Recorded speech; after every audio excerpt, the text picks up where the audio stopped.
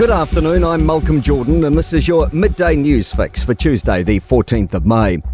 David Seymour says the government is diversifying education by bringing back charter schools. More than $150 million from the budget will go towards setting up 15 new charter schools and converting 35 state schools. Charter schools get government funding but operate independently.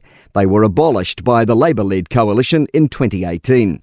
The Associate Education Minister says it's a change for good. To bring kids into a school that's different and engage them differently so that they can feel a sense of pride and purpose that ultimately leads to achievement. Police Commissioner Andrew Coster is unveiling a specialised gang task force today, taking aim at organised crime. He's announcing crackdown measures involving ring-fenced staff in police districts across the country and a senior officer supervisor. They'll follow on from Operation Cobalt, which has had success in Auckland. The Prime Minister says his government is determined to remove Oranga Tamariki's Treaty of Waitangi obligations. The Court of Appeals supported the Waitangi Tribunal's right to summons the Children's Minister. It yesterday overturned a High Court ruling finding MP Karen Shaw didn't have to present the tribunal her reasoning for removing the section from the OT Act. Chris Luxon says a child is more important than cultural needs. He acknowledges the decision is still fresh. It's a pretty big judgment and we need to work our way through it and then take advice on whether we will appeal it and what we'll do next. About 10% of the workforce at Crown Research Institute Scion face losing their jobs. The PSA Union says it's proposing shedding 30 roles, which it calls an attack on science.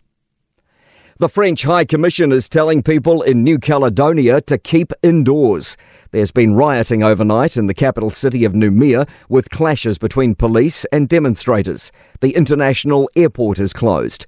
Kiwi Mike Lightfoot from Northland's Mangawhai is in the island country. He says they don't know when they'll be allowed to go home. The road's blocked and we had to come through a lot of fires going and burning tyres and things like that. As we came into Noumea, it was getting a little more serious. A pickup in properties hitting the market. Real Estate Institute data shows sales activity lifted in almost all regions last month compared to April 2023, and year on year, pricing is edging up. The national median sale price increased by 1.3% year on year to $790,000. Chief Executive Jen Baird says it's hard to compare against April 2023. We will need to see the next few months play out. Certainly the first few months of 2023, the property market was really impacted by the cyclones. To sport. All Blacks coach Scott Robertson says a video call with Sam Cane indicated the former captain has made the right decision to sign a long-term deal in Japan. 17-year-old Canadian swimmer Summer McIntosh has set the fastest 400 metres freestyle time of the year at Olympic trials, eclipsing the effort of Erica Fairweather to win the World Championships. And Tyson Fury's father has been injured in a scrap with members of Alexander Usyk's camp as part of the build-up to Sunday morning's undisputed world heavyweight boxing bout in Saudi Arabia. I'm Malcolm Jordan. That's your latest news fix. We'll be back with the next update at 5 p.m. from the Newstalk ZB newsroom.